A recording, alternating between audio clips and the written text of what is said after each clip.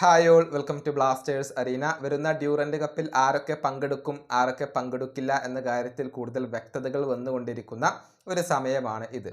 Odisha FC ആയിരുന്നു ആദ്യം പിന്മാറിയത്.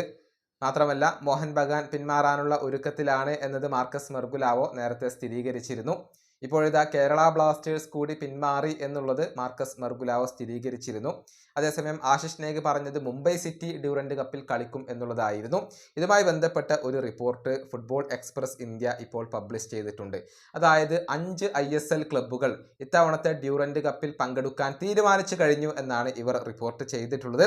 അതിൽ മുംബൈ സിറ്റി ഉണ്ട്, അതുപോലെ തന്നെ Jamshedpur FC, east Bengal, north east United, Punjab FC ഈ ക്ലബ്ബുകൾ എല്ലാവരും വരുന്ന ഡ്യൂറന്റ് കപ്പിൽ പങ്കെടുക്കാൻ തീരുമാനിച്ചു കഴിഞ്ഞു എന്നാണ് ഇപ്പോൾ ഫുട്ബോൾ എക്സ്പ്രസ് ഇന്ത്യ റിപ്പോർട്ട് ചെയ്തിട്ടുള്ളത്. കൂടുതൽ സ്ഥിരീകരണങ്ങൾ വരേണ്ടതുണ്ട്.